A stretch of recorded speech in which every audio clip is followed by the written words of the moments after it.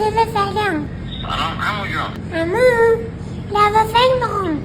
عمو خب بگو بابات بخره، تو بچه کی؟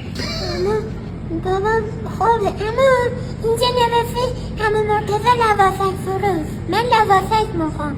اما اینا لواشک کوچولوها نی مال بزرگان. خب من از خوشمزه نیست. نه تو میگم مال بزرگان. خب بدنفس. تو من اصلا میگم اینا برای بزرگان. تریاک تریاک. تریاک بده. تریاک بده. خب نه اینا بابات میکشون میرن رو هوا.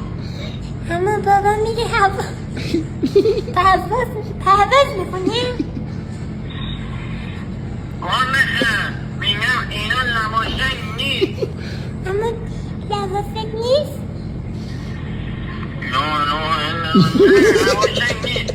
اینا تریاک تریاک. اما داشتم شوخی میکردم سر و سر می‌داشتم.